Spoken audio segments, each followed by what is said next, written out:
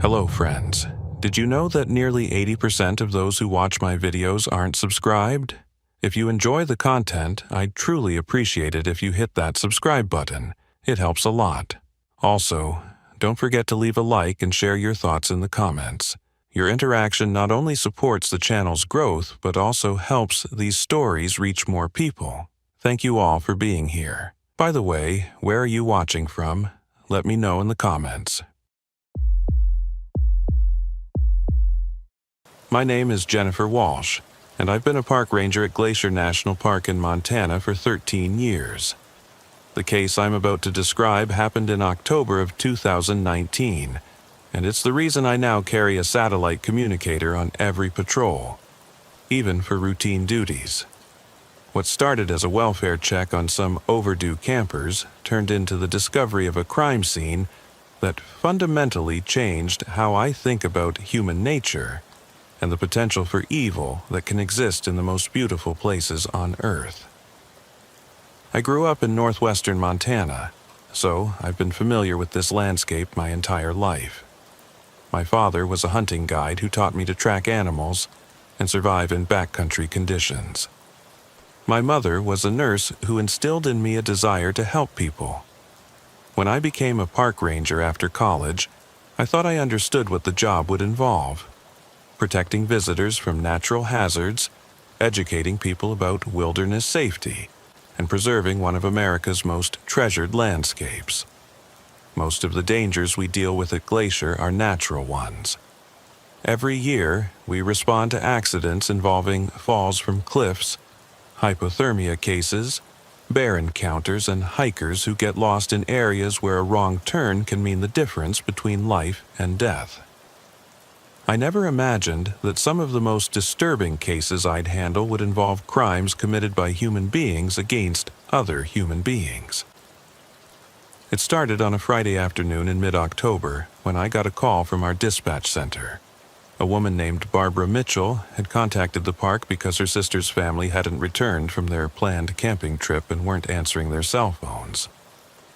The family, Susan Mitchell, her husband Charles, and their two teenage children, Michael and Patricia, had been due back that morning but hadn't shown up at home or contacted anyone. They're extremely reliable people, Barbara told me when I called her back for more details. Susan always calls me the minute they get home from any trip.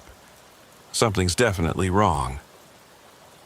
The Mitchell family had reserved a backcountry campsite at Lake McDonald for 4 nights. According to Barbara, they were experienced campers who'd been visiting Glacier for over 12 years, always staying in the same general area and following very predictable routines. She said they'd never been late returning from a camping trip, not even by a few hours. I drove out to the Lake McDonald area that afternoon and hiked the 3 miles to their reserved campsite to see if they'd simply decided to extend their stay. What I found there immediately told me this wasn't a case of campers who'd lost track of time. The campsite looked like it had been abandoned in the middle of normal activities. Their large family tent was still set up, but the rainfly was hanging loose and flapping in the wind. Personal belongings were scattered around the site in a way that suggested the family had left suddenly and unexpectedly. There were clothes hanging on a makeshift clothesline, food items left out on their camp table, and camping equipment scattered around the site as if people had just walked away in the middle of daily routines. But what really caught my attention was their vehicle, which was still parked at the trailhead where they'd left it 4 days earlier. I found Charles Mitchell's wallet in their tent, along with Susan's purse and both teenagers' cell phones. Their car keys were also in the tent, which meant that whatever had happened to them, they'd left without taking any of their essential personal items. I radioed headquarters and reported what I'd found. Within 2 hours, I was joined by my supervisor, William Garcia, and 3 other rangers. We conducted a thorough search of the area around the campsite, looking for any trace of where the family might have gone. That's when Thomas Anderson made a discovery that immediately escalated the seriousness of the situation. About a quarter-mile from the campsite, he found a piece of fabric caught on a tree branch. It was torn from a child's jacket, and there were several drops of what looked like dried blood on the material. "This doesn't look good," William said when we showed him the fabric. "We need to call in a full search and rescue operation immediately." Over the next 3 days, more than 40 searchers combed the wilderness around Lake McDonald. We had search dogs, helicopters when weather permitted, and teams of volunteers from the local mountain rescue organization. But despite covering hundreds of square miles of terrain, we found no additional trace of the Mitchell family. On the 4th day of the search, I was assigned to check some of the more remote areas that hadn't been thoroughly covered. I was working alone, following Avalanche Creek upstream from the lake, when I found something that made my blood run cold. Hidden under a pile of fallen logs about 4 miles from the Mitchell family's campsite, in an area that would be almost impossible to find unless you were specifically looking for it, was what appeared to be a makeshift grave. Someone had dug a shallow pit and covered it with rocks and debris, but recent rains had washed away some of the covering material. I could see what looked like human remains, and pieces of clothing that matched the descriptions we'd been given of what the Mitchell family was wearing when they disappeared. I immediately radioed for backup and secured the scene without disturbing anything that might be evidence. What the forensic team discovered over the following days was even worse than I'd feared. All 4 members of the Mitchell family had been murdered.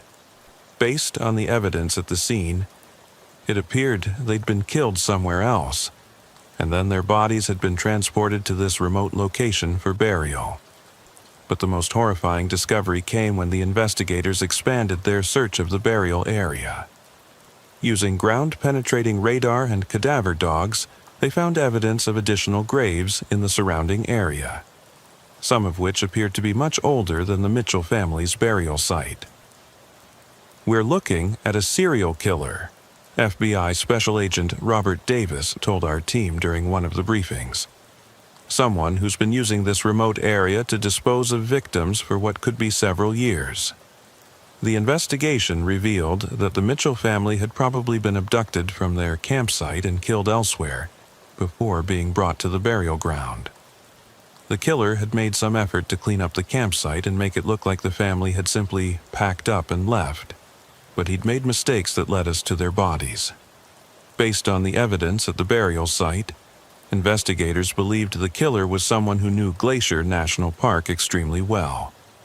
He'd chosen disposal locations that were expertly concealed and highly unlikely to be discovered by casual hikers or even experienced searchers. The case took an even more disturbing turn when forensic anthropologists began examining the older graves.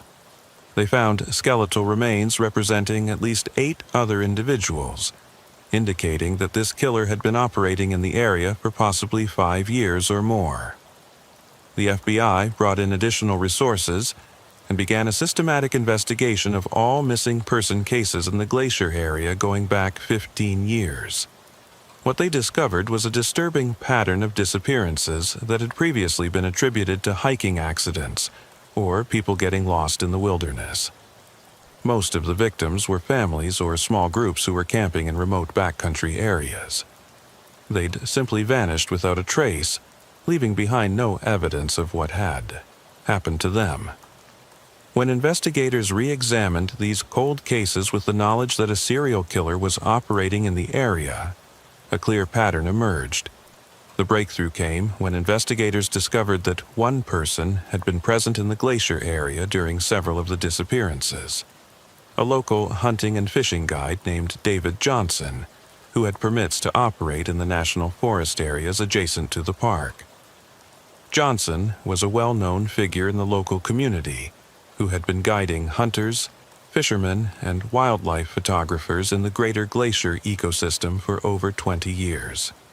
He had an excellent reputation, extensive knowledge of the wilderness, and legitimate reasons to be in remote areas where the disappearances had occurred. But when FBI agents began questioning Johnson about his whereabouts during the times of various disappearances, his alibis started to fall apart. He also had access to vehicles and equipment that would have made it possible for him to transport bodies to remote burial sites without being detected. The case against Johnson was built slowly and carefully over several months. Investigators found evidence that he'd been stalking potential victims, learning their camping routines and schedules before striking when they were most isolated and vulnerable. The investigation revealed that Johnson had created an elaborate fantasy about being the ultimate predator in the wilderness. He saw himself as a hunter of human beings, using his extensive knowledge of the backcountry and his reputation as a guide to avoid suspicion while selecting and stalking his victims. Johnson had been particularly attracted to families camping in remote areas because he enjoyed the psychological impact of destroying entire family units. He would observe families for days before attacking, learning their routines and waiting for the perfect opportunity to strike when they were isolated from any potential help. When Johnson was finally arrested at his home near the park boundary, he initially denied any involvement in the disappearances. But when confronted with physical evidence linking him to several of the crime scenes, he eventually confessed to killing the Mitchell family and 9 other groups of campers over a 7-year period. "I wanted to prove that I was the apex predator in these mountains," he told investigators during his confession. "I could track anyone, anywhere, and they'd never know I was coming until it was too late." Johnson's trial was held in federal court because the crimes had occurred on federal land. The prosecution presented evidence that he'd murdered a total of 28 people, including several children, in what they described as one of the most extensive serial killing sprees in the history of America's national parks. During the trial, we learned the horrifying details of how Johnson had carried out his crimes. He would follow families into remote camping areas, sometimes for days, studying their routines and waiting for the perfect opportunity to attack. He carried out the murders quickly and efficiently, then transported the bodies to burial sites he'd prepared in advance. Johnson was convicted on multiple counts of first-degree murder and sentenced to death. He's currently on death row at a federal prison, though his appeals are still working their way through the courts. The case had a profound impact on how Glacier National Park approaches visitor safety in backcountry areas. We now require all overnight campers to carry satellite communication devices and check in at designated times. We've also significantly increased ranger patrols in remote areas. But the psychological impact on the park staff was enormous and lasting. For years, we'd been telling families that Glacier was a safe place to experience wilderness and wildlife, while warning them about natural dangers like bears, weather, and difficult terrain. We'd never imagined that someone was systematically hunting and killing our visitors. The hardest part for me personally was thinking about all the times I'd interacted with David Johnson over the years. He'd seemed like a knowledgeable, helpful local guide who genuinely cared about the wilderness and wildlife. I'd recommended his services to visitors and had even participated in search efforts where he'd volunteered his expertise. The case also made me realize how vulnerable people become when they're camping in remote wilderness areas. The Mitchell family had done everything right according to all our safety guidelines. They'd filed proper permits, carried appropriate equipment, stayed in designated camping areas, and had extensive wilderness experience. But none of that protected them from a predator who was specifically targeting people exactly like them. I still work as a park ranger at Glacier, but I approach the job very differently now. I'm much more suspicious of people I encounter in remote areas, especially those who seem overly interested in the activities and plans of other visitors. I pay much closer attention to reports of unusual activities or people behaving strangely in backcountry areas. The case also made me an advocate for requiring satellite communicators for all backcountry camping, not just as conveniences but as critical safety measures. If the Mitchell family had been carrying emergency communication devices, they might have been able to call for help when Johnson first approached their campsite. What bothers me most about the Johnson case is realizing that he could have continued his killing spree for many more years if we hadn't found the Mitchell family's bodies when we did. He was extremely careful and methodical, and he understood how to use the vastness and isolation of wilderness areas to hide his crimes. The families of Johnson's victims have filed lawsuits against the National Park Service, claiming that we should have recognized the pattern of disappearances sooner. When you visit a national park, you trust that we're doing everything possible to keep you safe. The Johnson case taught us that we need to consider threats that we'd previously thought were impossible. The case led to significant changes in how law enforcement agencies share information about missing persons in wilderness areas. There's now a national database that specifically tracks disappearances in parks and forests, with algorithms designed to detect patterns that might indicate criminal activity rather than accidents. We've also dramatically improved our training for recognizing signs that a disappearance might be the result of foul play rather than natural causes. Rangers now know to look for specific indicators that might suggest a crime scene has been staged to look like an accident. I often think about Susan and Charles Mitchell and their children, Michael and Patricia, and what their final hours must have been like. They'd come to Glacier to spend quality time together as a family, to experience some of the most beautiful wilderness in America, and create positive memories. Susan Mitchell was a high school English teacher who loved introducing her students to literature about the American West. Charles was a civil engineer who had worked on several major infrastructure projects. Their children were honor students who were active in outdoor clubs and environmental organizations at their schools. They were good people who didn't deserve what happened to them, but their deaths weren't meaningless if they help us protect other families from similar fates. The investigation into their murders led to the capture of a serial killer who might have continued murdering innocent visitors for years. The investigation also revealed that Johnson had been escalating his crimes over time. His early victims had been solo hikers or couples, but he'd gradually moved on to targeting larger groups and families with children. If we hadn't caught him when we did, there's no telling how many more people he might have killed. I've spoken at law enforcement conferences about the lessons learned from the Johnson case. The goal is to help other rangers and police officers recognize similar patterns before they result in multiple victims. Every time I tell this story, I hope it might prevent another family from experiencing the tragedy that befell the Mitchells. I want to emphasize that cases like the Johnson murders are extremely rare. Millions of people visit Glacier and other national parks every year, and the vast majority have safe, enjoyable experiences. The statistical chances of encountering a serial killer in the wilderness remain infinitesimally small. But they're not zero, and that's something that both park visitors and law enforcement personnel need to acknowledge and prepare for. We can't let fear keep us out of the wilderness, but we need to be smart and realistic about the full range of potential dangers.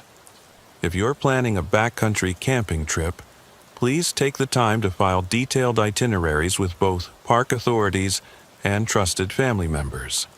Carry satellite communication devices or personal locator beacons, especially if you're traveling in areas without cell phone coverage. Stay aware of your surroundings and trust your instincts if something doesn't feel right. And if you're a parent planning to take children into remote wilderness areas, have age-appropriate conversations with them about safety procedures and what to do if they encounter strangers in the backcountry. Most people you'll meet on trails are fellow outdoor enthusiasts who pose no threat, but children should understand the importance of staying close to family.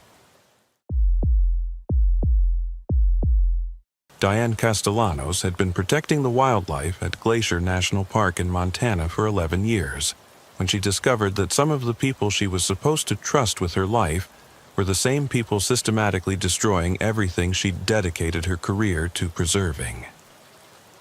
It was August 2020, during the peak of the summer visitor season, when Diane first noticed the patterns that would eventually lead her into the darkest investigation of her career. Glacier National Park was home to some of the most pristine wildlife habitat in North America.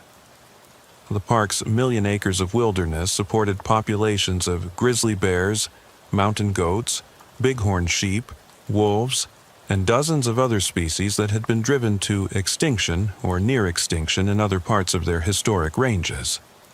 For visitors and researchers from around the world, Glacier represented one of the last places on Earth where North American wildlife could be observed in truly natural conditions.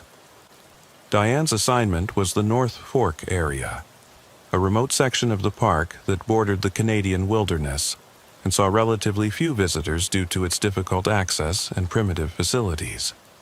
The area was critical habitat for species that required large territories and minimal human disturbance, including grizzly bears and gray wolves that ranged across the international border. The first sign that something was wrong came during Diane's regular monitoring of wildlife populations in the restricted zones around the North Fork. These areas were closed to public access to protect critical breeding habitat, but Diane conducted monthly surveys to document population numbers and animal behavior patterns. During her July survey, Diane noticed that several radio-collared grizzly bears hadn't been detected in their usual territories for over 2 weeks. The bears were part of a long-term research study tracking population dynamics and movement patterns, so their absence was immediately concerning. Grizzly bears were creatures of habit, especially during salmon runs and berry season, so disappearing from prime feeding areas was unusual behavior. Diane expanded her search to areas outside the bears' normal territories, thinking they might have moved in response to food availability or human activity. What she found instead was evidence that the bears hadn't moved at all. They had been killed. In a remote meadow 15 miles from any official trail, Diane discovered the remains of a large adult grizzly bear that had been killed and butchered with professional efficiency.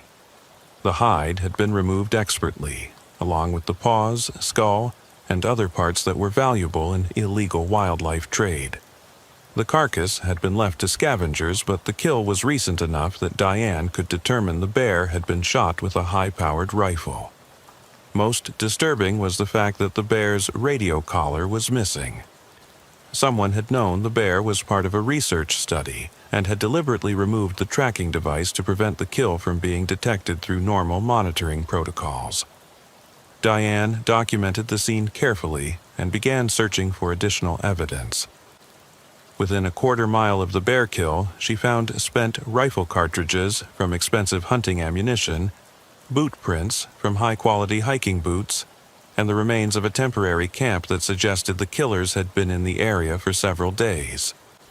The level of preparation and equipment suggested this wasn't opportunistic poaching. Someone had planned the operation carefully, using knowledge of bear behavior and research protocols to target specific animals without detection.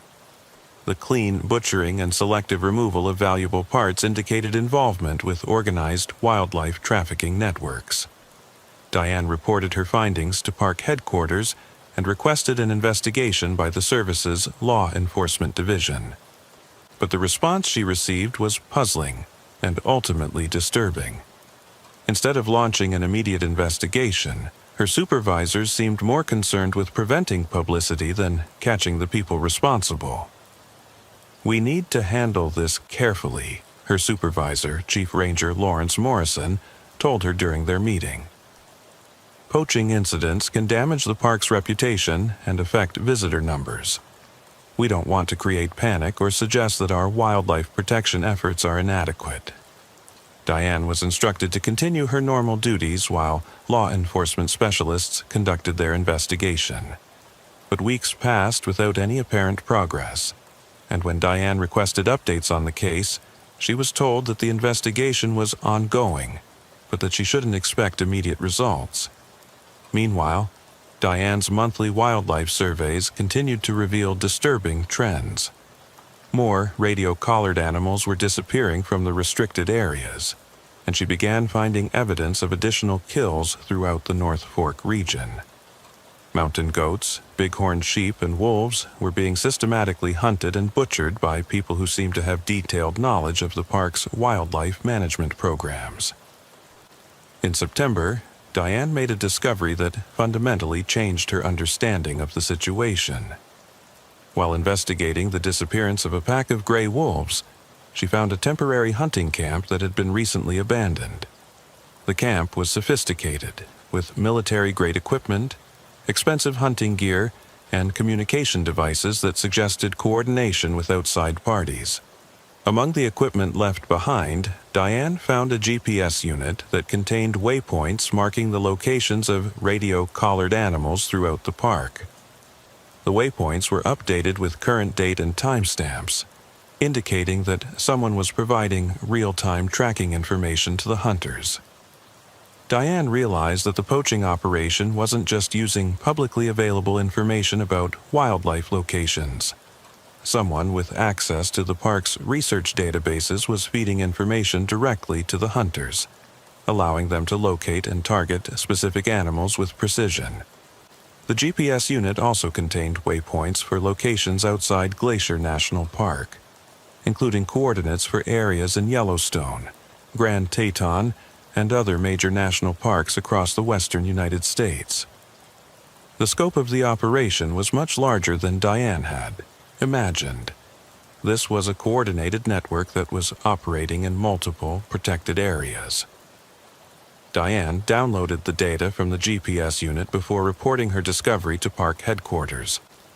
She wanted to analyze the information herself before turning it over to investigators who had shown limited interest in pursuing the case aggressively. What Diane found in the GPS data was evidence of a systematic campaign to harvest trophy animals from America's national parks. The waypoints marked not just the locations of research animals, but also the sites where they had been killed and processed. The data showed that dozens of animals had been taken over the previous 2 years, all from restricted areas where hunting was absolutely prohibited. More disturbing was the discovery that some of the waypoints corresponded with official Park Service activities. Several kills had occurred during periods when park personnel were supposedly conducting research or maintenance activities in the same areas. The timing suggested that park employees were either directly involved in the poaching or providing cover for the operations. Diane realized she needed outside help to properly investigate what she was discovering. The scope of the operation and the possible involvement of Park Service personnel meant that normal internal channels might be compromised. Diane contacted Special Agent Carol Hendricks of the U.S. Fish and Wildlife Service, who specialized in investigating wildlife trafficking networks. Agent Hendricks had experience with cases involving organized poaching operations and the connections between illegal hunting and international wildlife trade. When Diane shared her findings with Agent Hendricks, the federal investigator immediately recognized the patterns as indicators of a high-end trophy hunting operation. What you're describing sounds like a service that caters to extremely wealthy clients who want access to animals they can't legally hunt, Agent Hendricks explained. These operations charge enormous fees, sometimes hundreds of thousands of dollars, for the opportunity to hunt protected species in restricted areas. The clients get the thrill of taking truly rare trophies, while the operators make more money from a single kill than most poachers see in years of illegal activity. Agent Hendricks explained that such operations required extensive inside knowledge of park operations, animal behavior, and law enforcement protocols. They need people on the inside, she said, someone who can provide real-time information about animal locations, research activities, and ranger patrol schedules. Diane provided Agent Hendricks with copies of all the evidence she had collected, including the GPS data and photographs of the kill sites. Agent Hendricks initiated a federal investigation, but she warned Diane that the process would be complex and potentially dangerous. If Park Service personnel are involved, your safety could be at risk, Agent Hendricks warned. These operations protect themselves by eliminating threats, and that includes law enforcement officers who get too close to their activities. Agent Hendricks advised Diane to continue her normal duties while maintaining careful documentation of anything suspicious she observed. But Diane was also instructed to avoid conducting solo investigations or putting herself in situations where she might encounter the poaching operation directly. Despite these warnings, Diane felt compelled to continue investigating. The systematic destruction of wildlife in the park she had dedicated her career to protecting was something she couldn't ignore, even if pursuing the case put her at personal risk. Over the following weeks, Diane began paying closer attention to the activities of her colleagues and supervisors. If someone within the Park Service was providing information to poachers, she needed to identify who was involved and how they were accessing the data. What Diane discovered was a pattern of suspicious behavior that suggested the conspiracy reached higher levels of park management than she had imagined. Several supervisors had access to the research databases that contained animal tracking information, and their work schedules often correlated with periods when poaching activities occurred. Most suspiciously, Chief Ranger Lawrence Morrison had been discouraging aggressive investigation of the poaching incidents, while simultaneously having unusual knowledge of when and where new kills were being discovered. Morrison seemed to know about evidence before it was officially reported, and he consistently steered investigations away from areas where more evidence might be found. Diane began conducting her own surveillance of park personnel, documenting their activities and looking for connections to outside parties who might be involved in the poaching operation. What she found was evidence of a conspiracy that included not just park employees, but also local outfitters, wealthy hunters from across the country, and international wildlife traffickers. The operation worked by using Park Service employees to provide real-time information about animal locations and ranger activities. Wealthy clients would pay enormous fees for guided hunts in restricted areas, with the understanding that they were purchasing access to truly rare and protected species. The hunts were conducted during periods when normal park activities provided cover for the presence of armed personnel in restricted areas.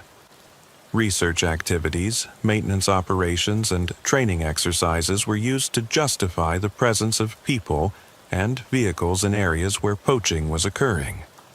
Diane realized that Chief Ranger Morrison was not just aware of the poaching, he was coordinating it.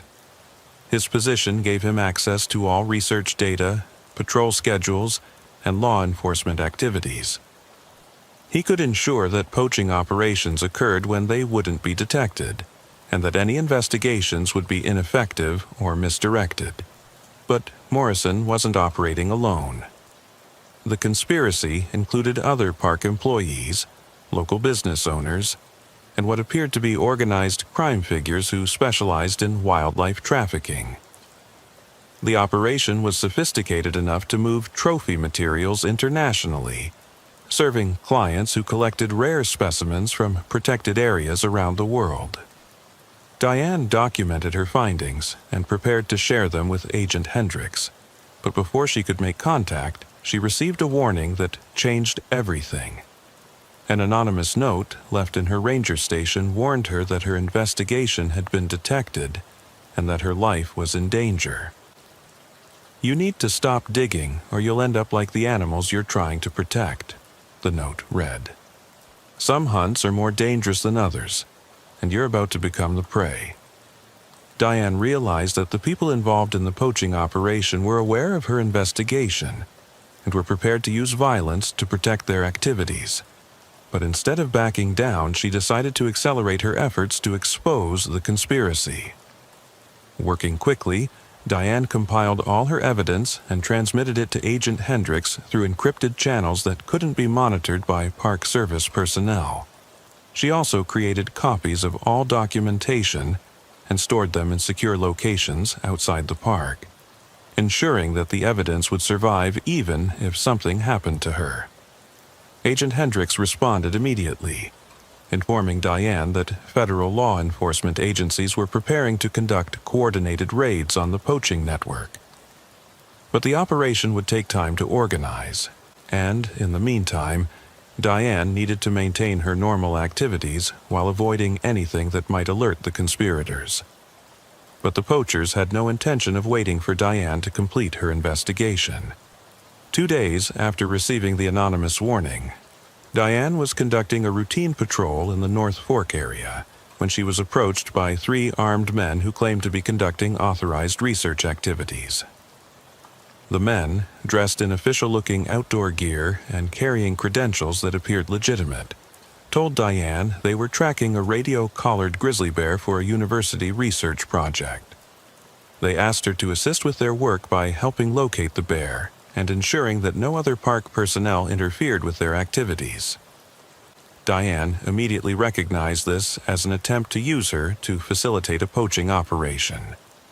The men were trying to get her to help them locate and kill a protected animal while providing them with cover from law enforcement detection. Diane pretended to cooperate while actually documenting the men's identities and activities. She provided false information about animal locations while secretly photographing the men and their equipment. She also activated a personal emergency beacon that would alert law enforcement to her location and situation. The situation escalated when one of the men realized that Diane wasn't actually helping them locate the bear. "You're not being very cooperative," he told her, while moving his hand toward the rifle he was carrying. "Maybe you need some encouragement to take this more seriously." Diane realized she was in immediate danger. The men weren't just poachers. They were enforcers who were prepared to use violence to protect the operation. She was alone in a remote area with no immediate backup, and the men clearly had no intention of allowing her to report their activities. Diane ran. Using her knowledge of the terrain and her superior physical conditioning, she evaded the armed men and made it to an area where her radio could reach park headquarters. But when she called for assistance, she discovered that Chief Ranger Morrison was coordinating the response to her emergency call. Morrison directed responding rangers away from Diane's actual location, claiming she had reported her position incorrectly. Meanwhile, the armed men who had threatened her were given accurate information about her location and movements, allowing them to continue pursuing her. Diane realized that Morrison was actively working to prevent her rescue, while enabling her attackers to locate and eliminate her. She was trapped in a situation where the normal emergency response systems had been compromised by the same conspiracy she was investigating. Using her emergency beacon, Diane was able to contact Agent Hendricks directly and request federal assistance.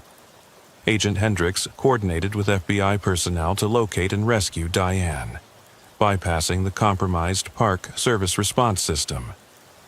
Federal agents reached Diane before her attackers could locate her, but the armed men escaped into the wilderness before they could be apprehended.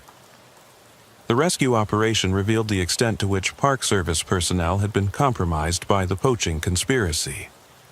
Agent Hendricks used Diane's evidence to coordinate raids on the poaching network that resulted in arrests across multiple states. The investigation revealed that the operation had been active for over 5 years, generating millions of dollars in profits from illegal trophy hunting in national parks. Chief Ranger Morrison and several other Park Service employees were arrested on federal charges related to wildlife trafficking and conspiracy. The investigation also uncovered connections to organized crime figures and international wildlife smuggling networks that had been using American national parks as sources for rare specimens. But many aspects of the conspiracy were never fully exposed. Some of the wealthy clients who had paid for illegal hunts were never identified, and much of the money generated by the operation was never recovered. The international connection suggested that the American operation was part of a global network that probably continues to operate in other locations. The prosecution of the poaching network revealed details that shocked even experienced federal investigators. The operation had generated over $12 million in profits over 5 years, serving clients who paid between $200,000 and $800,000 for the opportunity to hunt protected species in restricted areas of national parks. The client list, when finally obtained through federal subpoenas, read like a directory of American wealth and political influence. Corporate executives, entertainment industry figures, foreign nationals, and even some elected officials had paid enormous sums for the thrill of hunting animals that existed nowhere else on Earth in their natural habitat. The operation was far more sophisticated than typical poaching rings. Clients were flown in on private aircraft to remote airstrips, transported to luxury hunting camps established in restricted areas, and provided with professional guides who had intimate knowledge of animal behavior and park operations. The hunts were conducted with military precision, using advanced equipment and communication systems to avoid detection.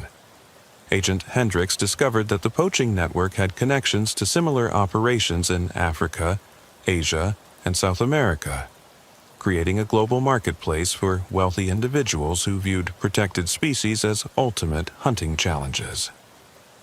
The American operation was considered especially prestigious because it provided access to animals in areas that were supposed to be completely protected from human exploitation. The level of corruption within the National Park Service was more extensive than initially suspected. Morrison had recruited park employees at multiple levels, from maintenance workers who provided information about remote access routes to research scientists who shared real-time animal tracking data. The conspiracy included people who had worked for the Park Service for decades, building trusted relationships that made their betrayal particularly devastating. Dr. Arthur Brennan, the park's chief wildlife biologist, had been providing detailed information about animal behavior patterns, breeding cycles, and territory boundaries that allowed hunters to target the most valuable specimens. His research data was used to identify animals with the largest antlers, the most impressive physical characteristics, or the rarest genetic traits. Maintenance supervisor Beverly Patterson had been creating access routes for hunting vehicles by scheduling road maintenance activities that provided cover for transporting clients and equipment into restricted areas. Her knowledge of park infrastructure allowed the hunting operation to move people and materials without using official checkpoints or monitored access points. Even some seasonal employees had been recruited to serve as lookouts and communication relays, providing early warning when legitimate park personnel approached areas where hunting activities were taking place. The conspiracy had created a parallel command structure within the park that could coordinate illegal activities while maintaining the appearance of normal park operations. The investigation revealed that the poaching network had killed or captured over 200 protected animals over 5 years, including several species that were already endangered. The ecological impact was devastating, disrupting breeding populations and research programs that had been monitoring wildlife recovery for decades. Some of the animals killed were famous individuals that had been featured in documentaries and educational programs. A grizzly bear known as Old Blue, who had been followed by researchers for over 15 years, was found to have been killed for a client who wanted to add a celebrity bear to his trophy collection. The bear's radio collar and research records allowed the hunters to locate and kill an animal that had become a symbol of successful wildlife conservation. The loss of breeding animals was particularly damaging to species recovery efforts. Several female bears and wolves that had been documented as successful mothers were killed during critical periods when they were caring for young offspring. The deaths not only removed breeding individuals from the population, but also resulted in the loss of their offspring, compounding the ecological damage. The poaching network had also been selling live animals to private collectors and illegal wildlife dealers. Some rare species were captured rather than killed, transported to private facilities where they were held in captivity for wealthy individuals who wanted to own truly unique animals. The capture operations were particularly cruel, often involving the killing of mother animals to obtain their offspring. Agent Hendricks discovered evidence that some captured animals had been sold to overseas buyers who operated private hunting reserves where wealthy clients could hunt protected species in controlled environments. The American wildlife was being exported to facilities in countries with weak wildlife protection laws, where the animals would eventually be killed by hunters who wanted guaranteed access to rare North American species. The financial scope of the operation was staggering. Individual hunts generated between $200,000 and $800,000, depending on the species and the difficulty of the hunt. A grizzly bear hunt in a restricted area of Glacier National Park cost $400,000, while a wolf pack hunt that allowed clients to kill multiple animals cost $600,000. The most expensive hunts involved species that were on the endangered species list, with some clients paying over $1 million for the opportunity to kill animals that were critically endangered. The money was distributed through a complex network of shell companies and offshore accounts that made it difficult for investigators to trace the financial flows. Morrison and other Park Service employees received monthly payments disguised as consulting fees or equipment purchases, while the primary organizers of the network kept the majority of the profits. The investigation also revealed that the poaching network had been using its profits to corrupt law enforcement officials and government regulators who might interfere with their operations. Bribes were paid to officials in multiple agencies to ensure that investigations would be ineffective or misdirected. Some officials were given free hunting trips or other benefits in exchange for their cooperation. The trial of the conspiracy members was complicated by the involvement of wealthy and politically connected individuals who had extensive legal resources. Several clients hired teams of expensive lawyers who argued that they had been deceived about the legality of the hunts, claiming they had been told the activities were authorized research or wildlife management operations. Some clients reached plea agreements that allowed them to avoid prison time in exchange for paying enormous fines and cooperating with ongoing investigations. But others fought the charges aggressively, using their wealth and connections to challenge evidence and delay proceedings. Morrison was sentenced to 15 years in federal prison after being convicted on multiple charges, including conspiracy, wildlife trafficking, and racketeering.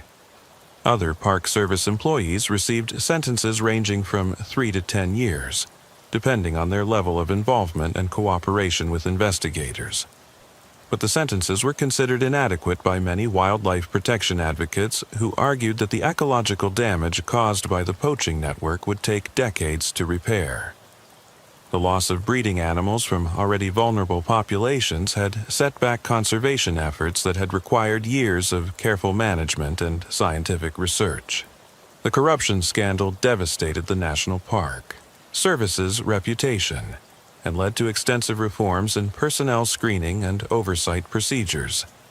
New protocols were implemented to prevent unauthorized access to research data and animal tracking information. Background checks for park employees were expanded to include financial investigations that might identify people vulnerable to corruption.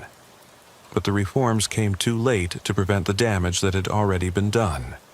The poaching network had operated for 5 years with virtual impunity, killing or capturing hundreds of protected animals while generating millions of dollars in profits. The conspiracy had turned America's most treasured wilderness areas into private hunting preserves for wealthy criminals.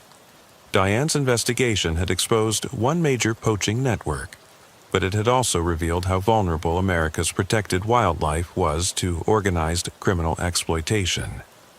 The conspiracy had operated for years without detection, because it involved people who were supposed to be protecting the animals they were actually helping to destroy. The arrests and prosecutions that resulted from Diane's investigation were successful, but they came at enormous personal cost. Diane received death threats from unknown sources and was forced to relocate to a different state for her safety. Her career with the National Park Service was effectively ended by the investigation, as she could no longer trust the colleagues and supervisors she had worked with for years. The threats against Diane continued even after the prosecutions were completed.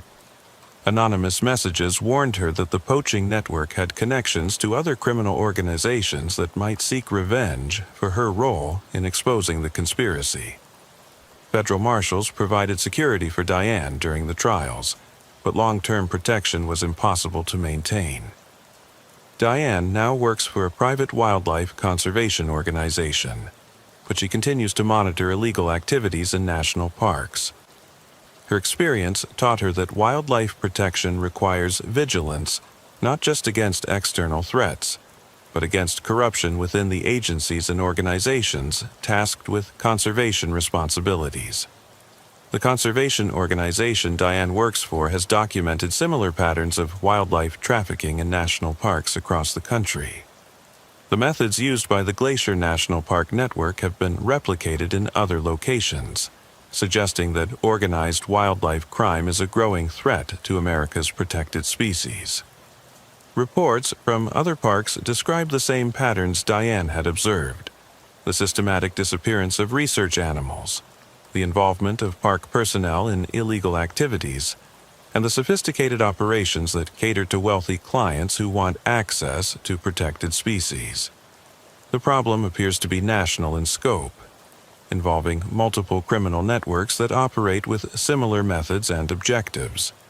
Agent Hendricks has continued investigating wildlife trafficking networks and has found evidence of connections between the Glacier operation and similar conspiracies in other countries. The global demand for rare wildlife trophies has created international criminal networks that share information, resources, and clients across national boundaries. The wealthy individuals who pay for illegal hunting experiences represent a market that spans multiple continents and includes people with enormous financial resources and political connections. These clients view protected species as ultimate status symbols, and their willingness to pay extraordinary prices for illegal hunting experiences ensures that criminal networks will continue to exploit vulnerable wildlife populations. The enforcement challenges are enormous. National parks cover millions of acres of remote wilderness where illegal activities can be conducted far from any oversight. The same characteristics that make these areas valuable for wildlife protection also make them ideal for criminal exploitation. The involvement of Park Service personnel in wildlife trafficking creates additional enforcement complications. When the people responsible for protecting wildlife are actually facilitating its destruction, normal oversight and accountability measures become ineffective. The corruption can spread throughout park organizations, creating networks of complicit employees who protect each other while exploiting the resources they are supposed to preserve. The international connections of wildlife trafficking networks create jurisdictional complications that make prosecution difficult. Evidence may be located in multiple countries, clients may be foreign nationals with diplomatic immunity, and profits may be hidden in financial systems that are beyond the reach of American law enforcement. The ecological consequences of organized wildlife trafficking extend far beyond the immediate loss of individual animals. The disruption of breeding populations and social structures can have cascading effects throughout ecosystems, affecting species recovery efforts and the balance of predator-prey relationships. The psychological impact on research scientists and wildlife biologists has been profound. Many researchers have dedicated their careers to studying and protecting specific animals, forming emotional connections to individual bears, wolves, and other species that they have monitored for years. Discovering that their research data has been used to facilitate the killing of these animals has been devastating for many scientists. Some researchers have left their careers entirely, unable to continue work that might inadvertently contribute to wildlife exploitation. Others have developed elaborate security measures to protect their data, but these precautions interfere with legitimate research collaboration and data sharing that are essential for effective wildlife management. The tourism industry in areas affected by wildlife trafficking has also suffered significant impacts. Many visitors come to national parks specifically to observe rare wildlife in natural settings. When animal populations are depleted by illegal hunting, the visitor experience is diminished and park revenues decline. Local communities that depend on wildlife-related tourism have been particularly affected. Guide services, hotels, restaurants, and other businesses that cater to wildlife enthusiasts have seen reduced demand as animal populations have declined, and visitors have become aware of the threats facing protected species. The psychological impact on legitimate park employees has been severe. Many rangers and other park personnel feel betrayed by colleagues who were secretly involved in wildlife trafficking while pretending to share conservation values. The atmosphere of suspicion and mistrust that followed the exposure of the conspiracy has made normal park operations more difficult. Employee morale has been affected by the knowledge that anyone could potentially be involved in illegal activities. The comprehensive background checks and oversight measures implemented after the scandal have created an atmosphere where employees feel constantly monitored and suspected of potential wrongdoing. The legal precedents established by the Glacier prosecutions have been important for future wildlife protection efforts. The sentences imposed on the conspirators demonstrated that wildlife trafficking would be prosecuted aggressively, even when it involved government employees and wealthy clients with extensive legal resources. But the legal victories have not eliminated the underlying demand for illegal wildlife experiences. The wealthy individuals who create the market for these services continue to exist, and new criminal networks are likely to emerge to serve their demands. The enormous profits available from wildlife trafficking ensure that criminal organizations will continue attempting to exploit protected species. The reforms implemented by the National Park Service have improved security and oversight, but they cannot eliminate all vulnerabilities. The vast scale of America's national park system and the remote nature of many protected areas means that some level of criminal exploitation is probably inevitable. The challenge for wildlife protection agencies is to develop enforcement strategies that can detect and disrupt criminal networks before they can cause irreversible ecological damage.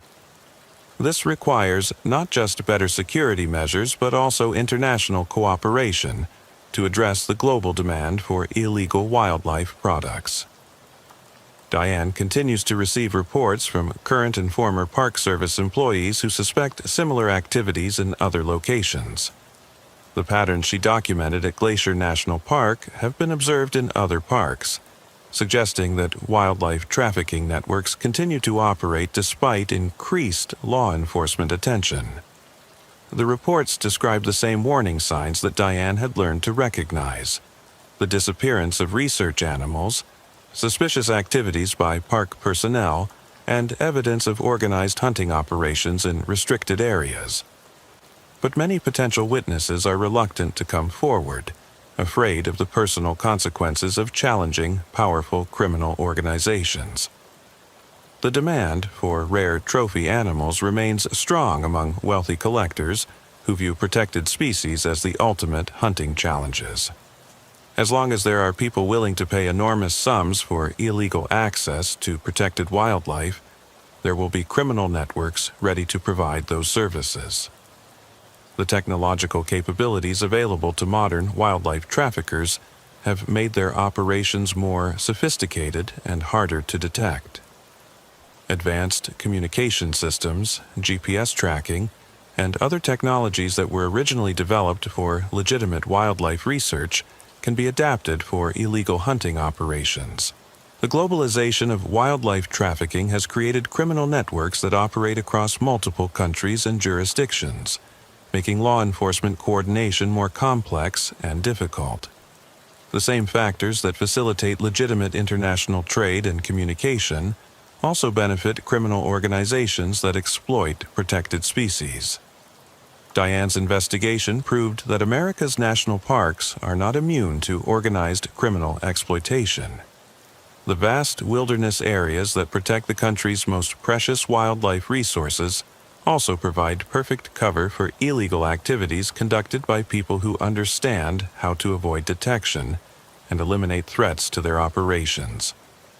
The wildlife that Diane dedicated her career to protecting continues to face threats from poaching networks that operate with sophisticated methods and extensive resources. Some of those threats come from people who are supposed to be protecting the animals they are actually helping to destroy. The corruption that enabled the Glacier National Park trafficking network was not unique to that location or those individuals.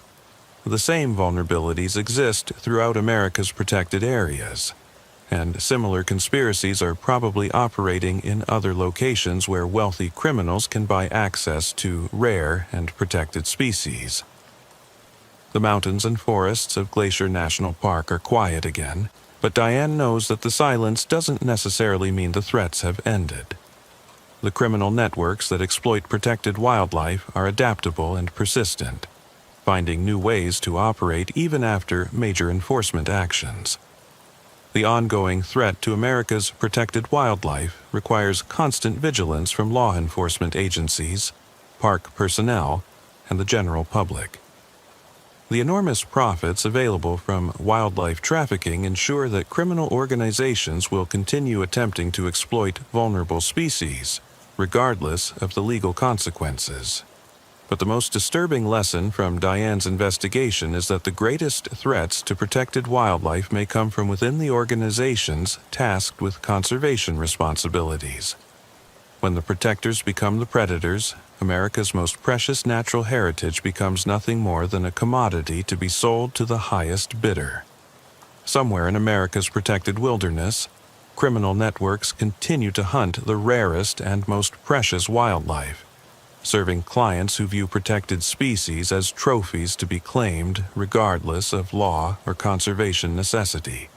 And some of those facilitating the hunting are the same people paid to protect what they are actually helping to destroy, turning America's greatest conservation success stories into private hunting preserves for those wealthy enough to buy access to anything they desire.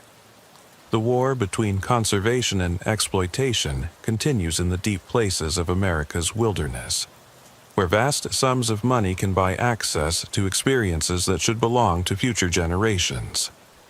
In that war, the animals have no voice except for people like Diane who risk everything to speak for them. But as Diane learned, sometimes the greatest enemies of wildlife protection are found among those who claim to be its greatest defenders.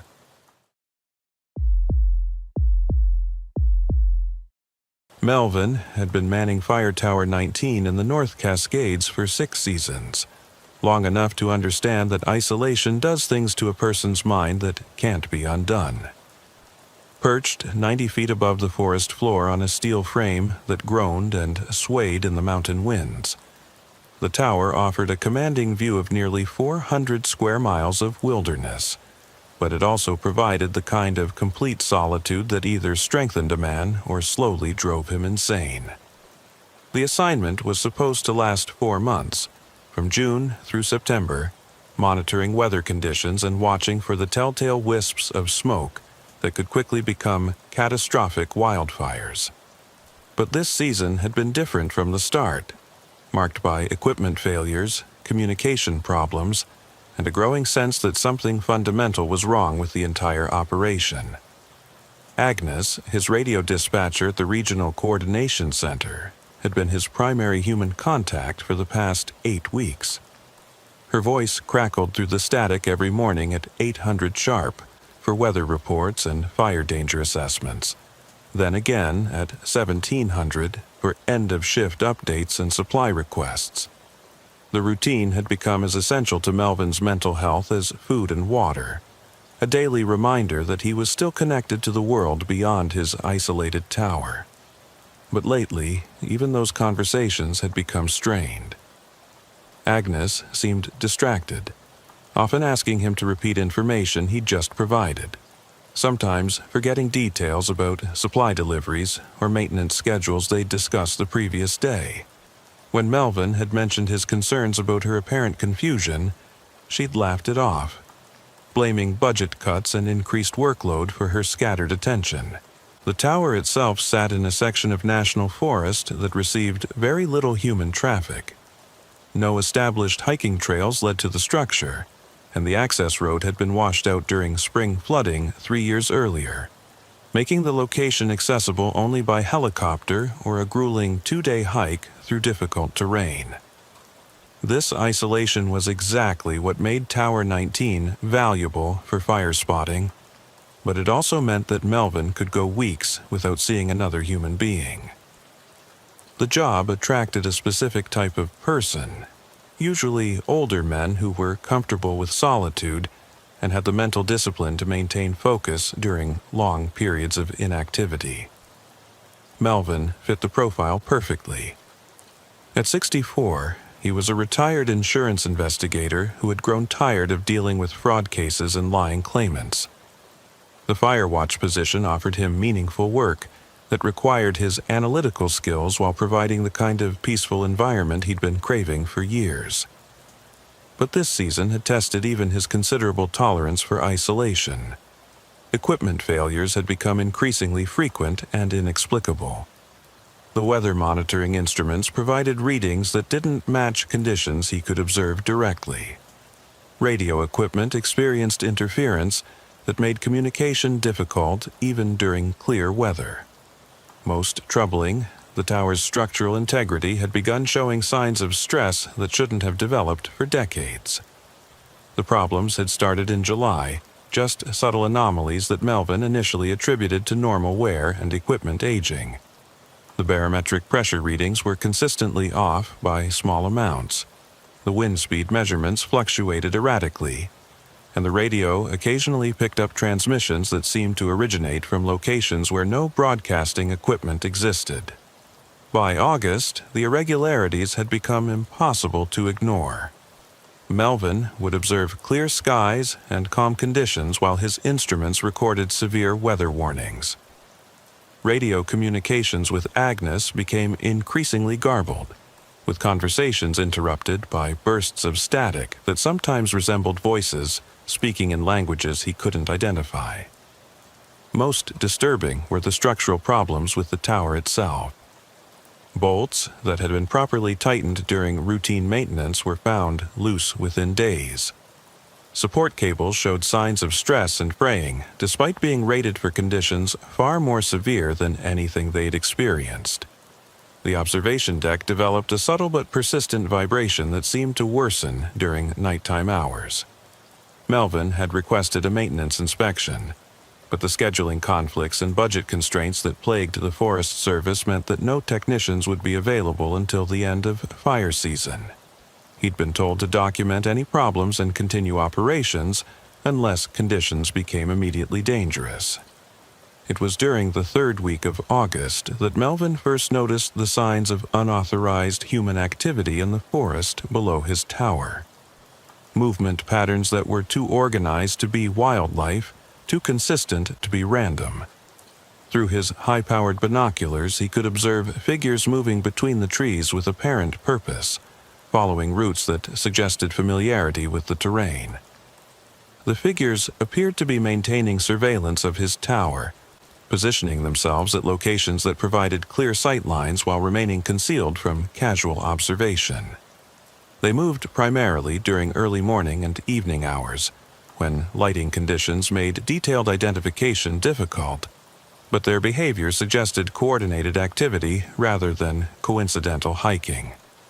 Melvin had attempted to report these observations to Agnes, but communication problems had made detailed discussions impossible. Static interference seemed to intensify whenever he tried to describe specific details about the unauthorized personnel. making it difficult to convey the scope or significance of what he was observing. "Agnes, this is Tower 19, he'd radioed during one particularly frustrating attempt. "I've got consistent signs of unauthorized activity in Sector 7.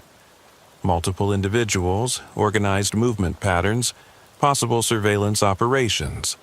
The response had been nearly unintelligible through the static. "Copy. Tower. Weather conditions. Supply drop. Thursday." "Negative, Agnes. This isn't about weather or supplies," Melvin had replied. "I need to report possible security concerns, maybe law enforcement activity or—" But the transmission had cut off entirely, leaving him with dead silence that lasted for the rest of that day. When communications resumed the following morning, Agnes had acted as if no previous conversation had occurred, asking for routine weather data without mentioning his security concerns. The pattern of communication failures had become increasingly suspicious. Melvin could discuss mundane operational matters without difficulty, but any attempt to report unusual observations or request assistance with security concerns resulted in immediate technical problems. It was as if someone was actively monitoring his communications and selectively jamming transmissions that contained sensitive information. By the first week of September, Melvin had documented at least 20 separate instances of organized human activity in the forest surrounding his tower. The figures appeared to be conducting systematic reconnaissance, mapping his daily routines, documenting his communication schedules, and establishing positions that would allow them to monitor or potentially interfere with his operations. Most troubling was their apparent knowledge of fire watch protocols and procedures. The figures positioned themselves to avoid detection during his scheduled observation sweeps, moved in patterns that took advantage of blind spots in his surveillance coverage, and seemed to anticipate his responses to various environmental conditions. This level of tactical awareness suggested either extensive training in counter-surveillance techniques or insider knowledge of fire watch operations. Either possibility indicated a serious security threat that went far beyond simple trespassing or unauthorized camping. Melvin had begun keeping a detailed log of his observations, documenting times, locations, numbers of personnel, and apparent activities. The data showed clear patterns of escalation, with the frequency and boldness of the unauthorized activities increasing steadily over time. Initially, the figures had maintained considerable distance from the tower, remaining at least a mile away and avoiding direct sight lines. But as weeks passed, they began moving closer, sometimes approaching within a few hundred yards of the tower's base during hours when Melvin would normally be conducting interior maintenance or preparing meals. The psychological pressure of constant surveillance had begun affecting Melvin's ability to concentrate on his primary duties. He found himself checking and rechecking his observation areas, spending more time monitoring the forest for human activity than watching for fire risks. Sleep became difficult as he remained alert for signs of movement around the tower during nighttime hours. Most disturbing was his growing suspicion that the figures were somehow coordinating with his radio communications. Several times, he'd observed increased activity immediately after conversations with Agnes, as if the surveillance team was receiving real-time information about his reports and supply schedules. This possibility suggested that either his communications were being intercepted, or Agnes herself was involved in whatever operation was targeting his position. Both scenarios were deeply troubling, implying security breaches that extended beyond his isolated tower to the regional coordination system itself. On September 12th, Melvin had made a decision that he would later recognize as the beginning of his psychological unraveling. Instead of reporting the surveillance activities through the official channels that seemed compromised, he decided to conduct his own counter-surveillance operation, using his elevated position and optical equipment to gather intelligence about whoever was monitoring him. The decision had seemed logical at the time, a reasonable response to an obvious security threat that wasn't being adequately addressed by his supervisors. But it marked the point where Melvin transitioned from being a passive observer to an active participant in what was becoming an increasingly paranoid spiral of suspicion and fear. He'd begun varying his routines randomly, conducting observations at unusual hours, using different radio frequencies for test transmissions, and maintaining detailed notes about correlation between his activities and movements in the forest below. The data he collected seemed to confirm his worst suspicions about coordinated surveillance, but it also began revealing patterns that didn't make rational sense. The figures appeared to be present in multiple locations simultaneously, moving distances that would be impossible for normal humans to cover in the observed time intervals. They seemed to anticipate his counter-surveillance activities with uncanny accuracy, always positioned to avoid his attempts at detailed observation while maintaining their own monitoring capabilities. Most unsettling was their apparent ability to influence his equipment and communications. Radio interference intensified whenever he attempted to photograph or document their activities. Weather instruments provided false readings that seemed designed to distract him from surveillance activities during critical observation periods. By September 15th, Melvin had documented over 50 separate encounters with the unauthorized personnel, but he'd been unable to obtain any clear photographs or definitive evidence of their activities.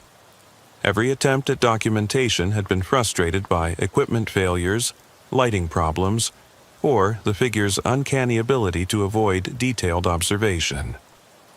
The psychological stress of constant surveillance combined with communication isolation had begun creating symptoms that Melvin recognized from his insurance investigation work.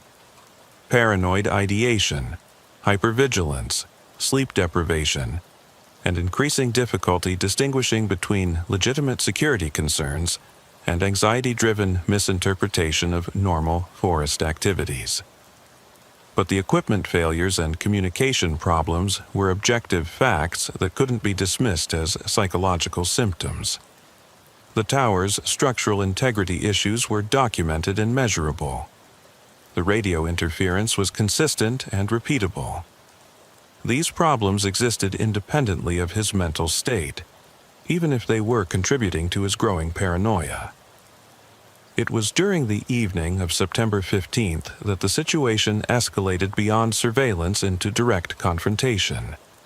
Melvin had been conducting his routine sunset observation sweep when he'd noticed movement much closer to the tower than any previous encounters. Through his binoculars, he could see at least 12 figures arranged in a wide circle around the tower's base, all of them looking upward at his position. For the first time, he could observe the figures clearly enough to note specific details. They were all wearing identical dark clothing that looked like military or law enforcement tactical gear. They moved with coordinated precision that suggested extensive training and clear command structure. Most disturbing, they all appeared to have similar physical characteristics, as if they'd been selected for specific qualifications or possibly even genetic similarities. "This is Tower 19, Melvin had radioed immediately. "I have immediate security threat, multiple armed personnel surrounding my position. Request immediate backup and law enforcement response." The response had been immediate and clear, but completely wrong. "Copy Tower 19, weather conditions noted. Supply helicopter delayed until Friday due to mechanical problems." "Negative," Melvin had shouted into his radio. "This is not weather, this is security emergency. I have hostile personnel at my location, requesting immediate assistance." But the radio had gone completely dead, not even static, just perfect silence. Melvin had tried backup frequencies, emergency channels, even his personal cell phone, but no communications equipment was functioning.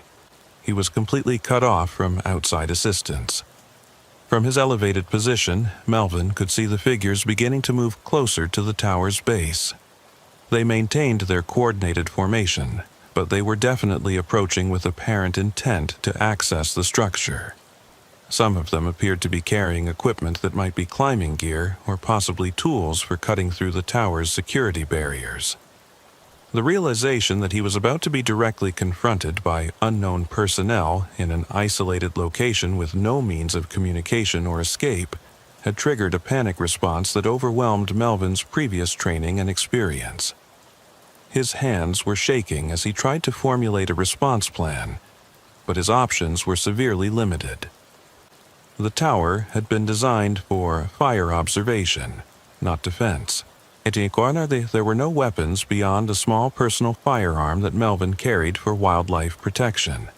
The structure itself offered limited defensive positions, with only one access ladder and no backup escape routes. If the figures were determined to reach him, there was very little he could do to prevent it.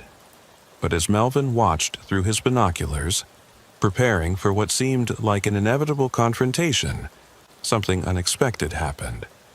One of the figures separated from the group and began climbing the tower's access ladder with smooth, practiced movements that suggested extensive familiarity with the structure.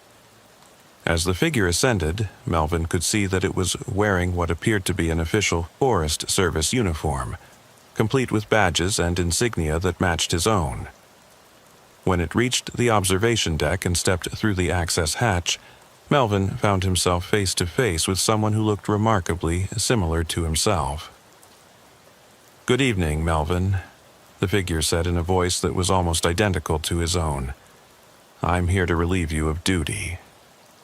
Your replacement period has been approved, and all transition procedures are ready to implement." Melvin stared at the figure with growing horror. The facial features were nearly identical to his own, but there were subtle differences that created an uncanny valley effect. The skin was too perfect, too uniformly colored, without the variations and imperfections that marked natural human flesh.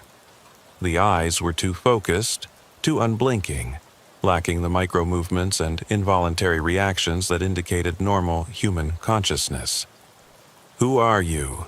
Melvin demanded, his voice cracking with strain. "What kind of authorization?" "I haven't received any official notification of replacement procedures." The figure smiled with Melvin's face, but the expression looked rehearsed rather than spontaneous. "Authorization has been processed through appropriate channels. All documentation is in order and ready for your review." It produced a folder containing what appeared to be official Forest Service transfer orders, signed by supervisors Melvin recognized and bearing stamps and seals that looked authentic. But as he examined the paperwork, he noticed subtle inconsistencies that suggested sophisticated forgery rather than genuine documentation.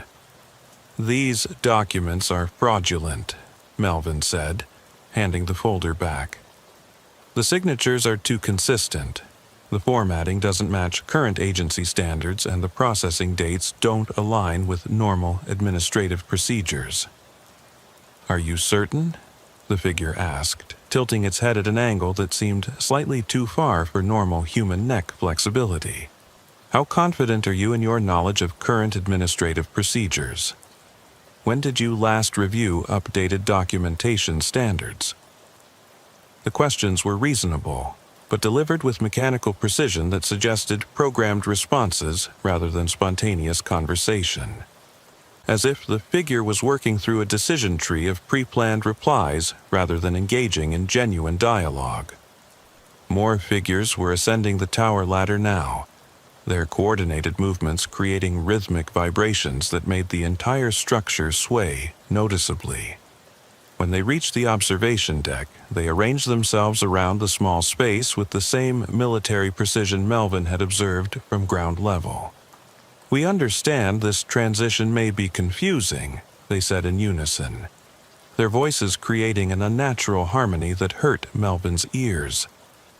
Change is always difficult to process, especially after extended periods of isolation. But we're here to help facilitate a smooth handover of responsibilities.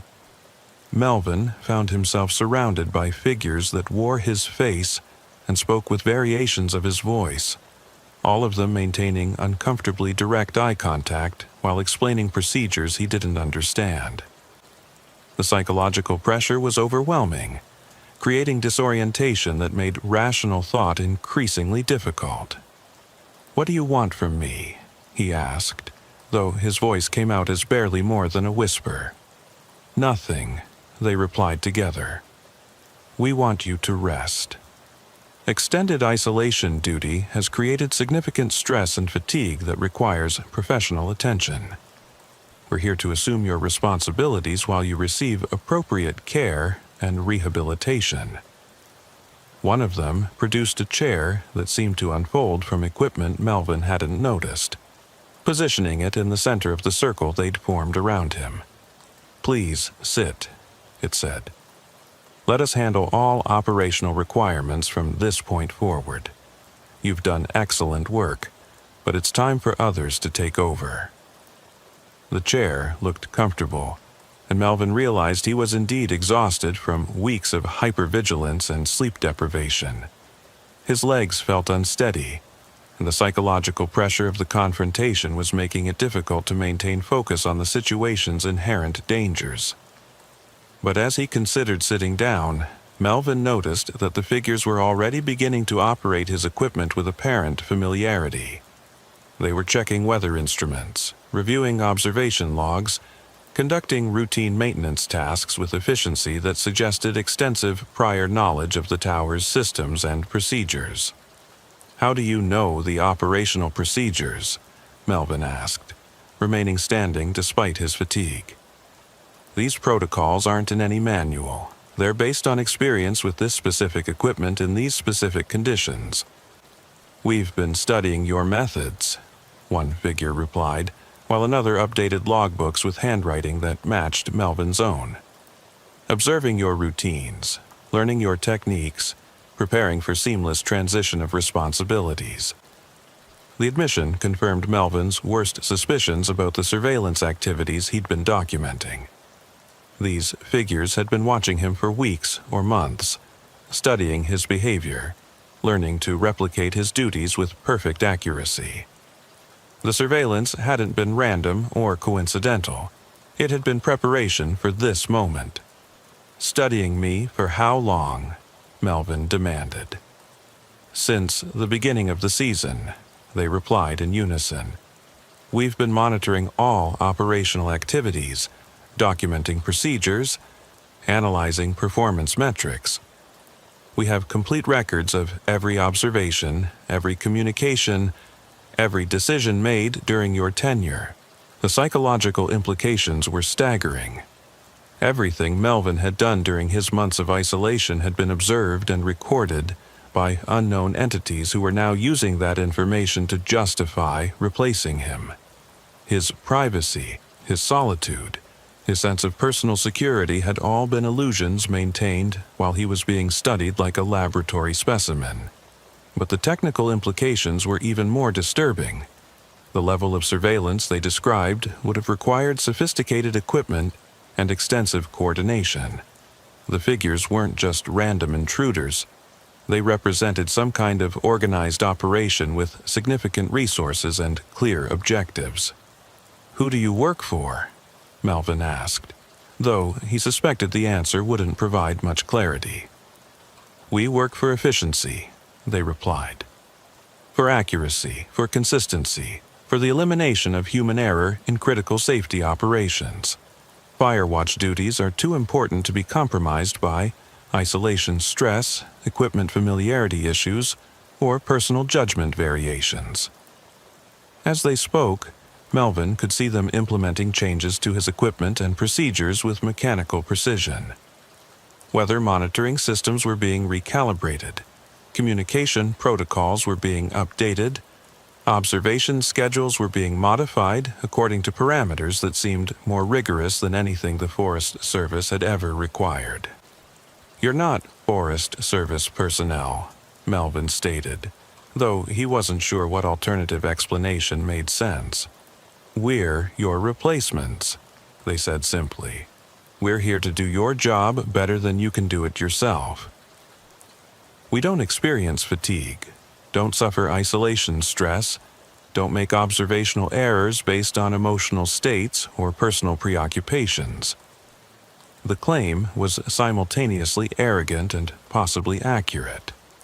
Melvin had to admit that his performance had declined during the past month as surveillance stress and communication problems had affected his concentration and judgment. If these figures could maintain constant vigilance without the psychological limitations that affected human observers, they might indeed be more effective at firewatch duties. But the cost of that efficiency would be the complete replacement of human judgment with mechanical precision, the elimination of intuitive decision-making in favor of programmed responses.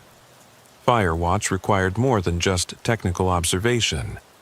It required understanding of complex environmental interactions and the ability to make rapid decisions based on incomplete information. "What happens to me?" Melvin asked. "You receive appropriate care," they replied. "Treatment for isolation stress, debriefing about operational experiences, rehabilitation for return to normal social environment. You've served well, but human limitations make extended solo duty inadvisable." It sounded reasonable, almost benevolent, but Melvin recognized the implications. He would be removed from his position, probably subjected to psychological evaluation and treatment that would discredit any reports he might make about this encounter. His observations about surveillance and equipment interference would be classified as symptoms of isolation psychosis rather than legitimate security concerns. Meanwhile, these figures would assume control of one of the most important fire observation positions in the region, with access to communication networks and surveillance capabilities that could be used for purposes far beyond forest fire prevention. The implications for regional security were staggering, but no one would believe his warnings about the threat. The realization that he was being manipulated by entities with capabilities and resources far beyond his understanding created a panic response that overrode Melvin's previous attempts at rational analysis. His hands were shaking as he reached for his emergency radio, hoping against logic that some communication channel might still be functional. But before he could activate the radio, one of the figures stepped forward and gently but firmly took the device from his hands. "Communication is no longer necessary," it said in his own voice. "All required notifications have been processed through appropriate channels. Your supervisors have been informed of the successful transition." "That's impossible," Melvin protested. "You've been jamming my communications. No signals have been getting through." "Selective signal management," the figure replied. "We've been filtering your transmissions to prevent confusion or premature disclosure of transition procedures. But all necessary administrative communications have been processed normally." The technical sophistication required for selective communication jamming was far beyond anything Melvin had imagined. These entities possessed electronic warfare capabilities that exceeded military specifications, suggesting backing by organizations with resources that went far beyond simple Forest Service operations. But if they had such advanced capabilities, why were they interested in replacing Firewatch personnel? The position was important for forest fire prevention, but it didn't provide access to sensitive information or critical infrastructure that would justify the expense and complexity of this operation. Unless Firewatch duties were just the beginning. Tower 19 provided surveillance coverage of a vast wilderness area, communication relay capabilities that connected multiple agencies, and command authority over emergency response resources. Control of the Firewatch network could potentially enable monitoring and manipulation of law enforcement, search and rescue, and environmental management operations across the entire region. The scope of the potential security threat was overwhelming, but Melvin had no way to communicate warnings to anyone who could take appropriate action. His isolation, which had been designed to protect him from external distractions, now made him completely vulnerable to threats that his supervisors couldn't even imagine. As these realizations crystallized, Melvin felt his psychological defenses begin to collapse under the weight of absolute helplessness.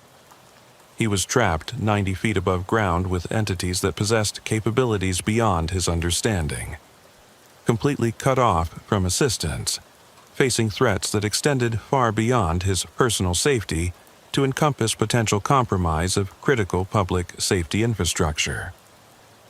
The chair they had provided looked increasingly inviting as exhaustion from weeks of stress and hypervigilance finally overwhelmed his ability to maintain alertness. His legs were unsteady, his thinking was becoming confused, and the psychological pressure of the confrontation was making rational decision-making impossible. But as Melvin considered surrendering to the inevitable, something unexpected happened. The sound of helicopter rotors began echoing from somewhere in the distance, growing steadily louder as the aircraft approached his location. The figures around him immediately tensed, their coordinated movements becoming more rapid and agitated as they recognized a development their planning hadn't anticipated. For the first time since the confrontation began, they seemed uncertain, exchanging glances that suggested confusion about how to proceed. "That's not scheduled," one of them said to the others, though they continued speaking in Melvin's voice, creating the surreal effect of listening to himself discuss problems he didn't understand. Through the observation deck windows, Melvin could see lights approaching from the south. Definitely a helicopter, probably Forest Service based on the flight pattern and timing. But how had they known to come? His communications had been blocked for hours, and the figures claimed they'd been filtering his transmissions to prevent outside interference. The helicopter's approach created an opportunity that might not occur again. If Melvin could signal the aircraft and alert them to the situation at the tower, the pilots might be able to call for backup and investigate the security breach. But he would have to act quickly before the figures could implement whatever contingency plans they'd prepared for unexpected complications. With the last of his physical and mental energy, Melvin lunged toward the tower's emergency flare launcher, a device designed to signal distress to aircraft during emergency situations. If he could fire a flare with the appropriate distress code, any Forest Service pilot would recognize the signal and respond according to emergency protocols. But before he could reach the launcher, multiple figures moved to block his path, their coordinated response demonstrating the tactical training and communication capabilities he'd suspected throughout the confrontation. They weren't just replacing him, they were preventing him from interfering with whatever operation they represented. "That's not necessary," they said in unison, their voices carrying a harder edge than previous communications. "All required notifications have been processed. The approaching aircraft is part of normal operational procedures." But Melvin could hear tension in their synchronized responses, suggesting that the helicopter's arrival wasn't part of their planning. They were improvising, adapting to unexpected circumstances, which meant their operation wasn't as precisely controlled as they'd claimed. The helicopter was close enough now that Melvin could hear individual rotor blade beats and see navigation lights through the growing darkness.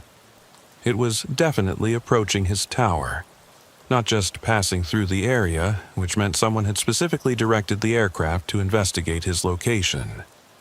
The implication was that someone, probably Agnes, had become concerned about his extended communication silence and dispatched emergency response to check on his status.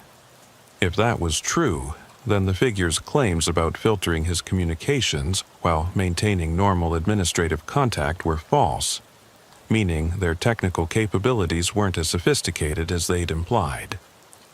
But the helicopter's approach also created immediate danger. If the pilots were expecting routine contact with Melvin and instead encountered the figures who claimed to be his replacements, the situation could escalate rapidly with potentially catastrophic results for everyone involved. Melvin had to find a way to warn the approaching aircraft about the security threat without enabling the figures to prevent outside assistance from arriving. But his options were extremely limited, and the figures were clearly prepared to prevent any action that might compromise their operation. As the helicopter completed its approach and began circling the tower, Melvin realized that whatever happened next would determine not just his own fate, but potentially the security of the entire regional fire watch network. The confrontation in Tower 19 was just the beginning of something much larger and more dangerous than anyone had imagined.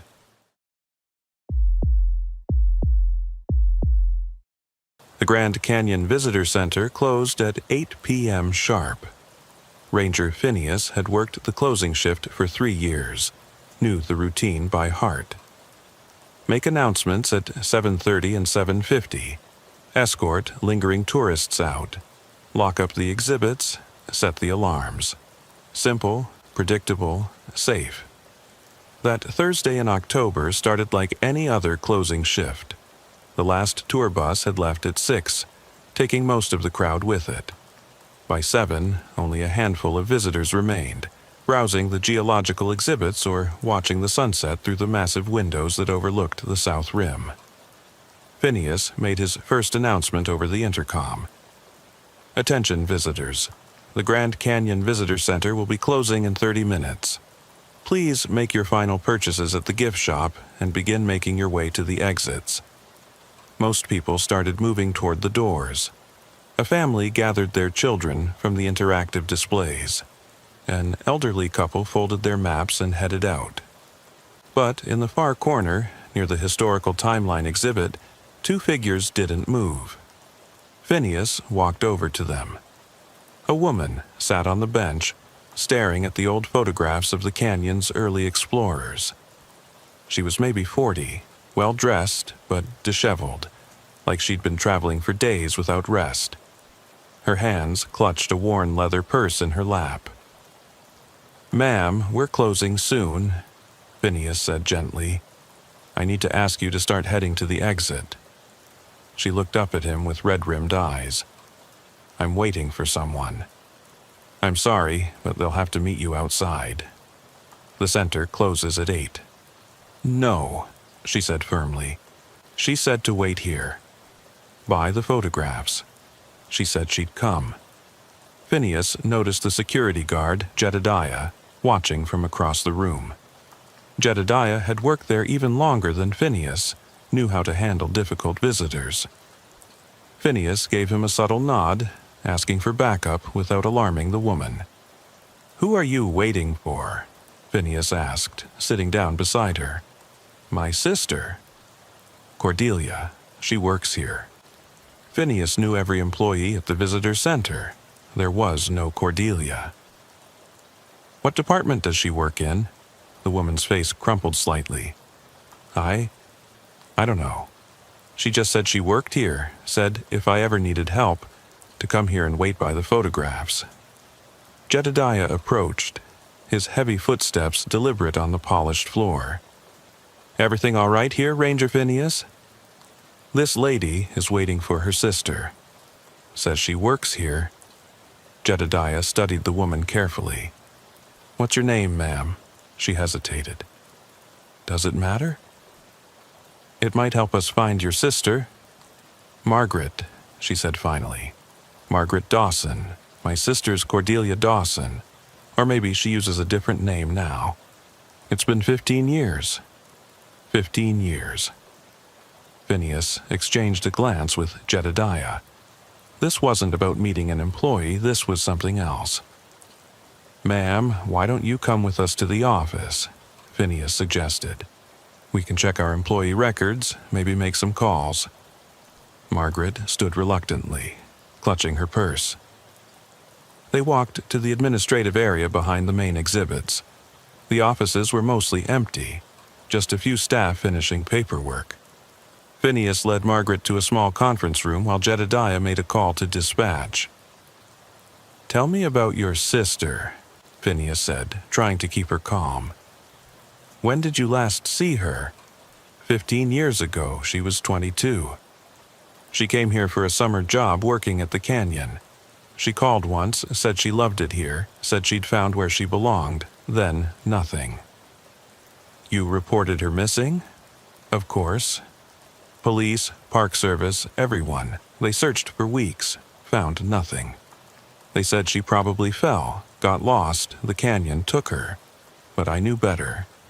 How? Margaret opened her purse, pulled out a postcard. The image showed the Grand Canyon at sunset, generic tourist fare. But on the back, in faded ink, was a message. Margaret, I'm safe. I can't come home. They won't let me, but I'm alive. If you ever need to run, come to the visitor center. Wait by the photographs. Someone will help you. See, the postmark was from 3 years ago, 12 years after Cordelia had disappeared. Phineas studied the card. The handwriting looked authentic, not rushed or forced. But the message was disturbing. Who were they? Why couldn't she leave? Mrs. Dawson, are you in some kind of trouble? Is that why you're here? She nodded, tears starting to fall. My husband, he hurts me, has for years. I finally left last week, but he's looking for me. I remembered Cordelia's card, thought maybe whoever helped her could help me. Jedediah returned, his face grim. Dispatcher ran the name. Cordelia Dawson was reported missing in 2008. Case went cold, no body ever found. She's not dead, Margaret insisted. That postcard could have been sent by anyone, Jedediah interrupted. Ma'am, if you're in danger from your husband, we can help you. Real help, shelters, protection orders. No, Margaret stood abruptly. You don't understand. Cordelia said to wait here, said someone would come, someone who could make me disappear like she did. Phineas felt a chill run down his spine. Make her disappear, like Cordelia had disappeared. This wasn't about help, this was about something else entirely. Mrs. Dawson, your sister didn't disappear by choice. Something happened to her.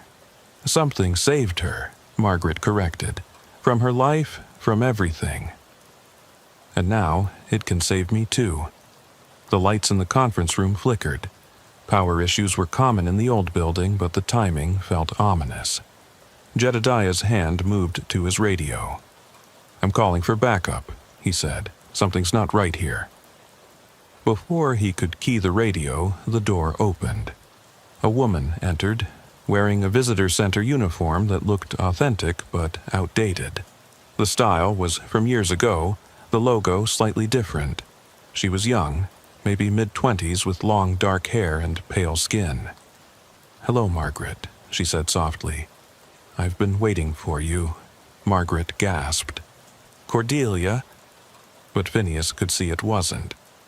This woman was too young to be Cordelia, who would be 37 now. Yet there was a resemblance, something in the bone structure, the eyes.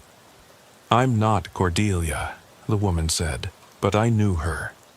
She sent me to help you. Where is she? Margaret demanded. Where's my sister? Safe, happy, free, just like you can be. Jedediah stepped forward. Who are you? I don't recognize you, and I know everyone who works here. The woman smiled, but it didn't reach her eyes. I work the night shift, different department, facilities. There is no night shift in facilities, Jedediah said flatly. And you need to show me some ID right now. The woman ignored him, focusing on Margaret. Your sister talked about you all the time. Said you were strong but stuck. Said someday you'd need what she found. What did she find? Margaret asked desperately. A way out, a place where the past can't follow, where names don't matter and pain doesn't reach. Phineas moved between them. Ma'am, whoever you are, you need to leave. This woman needs real help, not fairy tales. The woman's expression hardened. You don't understand, Ranger. Some of us can't use your kind of help. Some of us need to disappear completely. Like Cordelia disappeared? Is she really alive? Alive is a relative term. She exists, she continues, she's free from what she was. The lights flickered again, longer this time. In the darkness, Phineas heard movement, footsteps that didn't match where anyone was standing. When the lights came back, there were 2 more people in the room.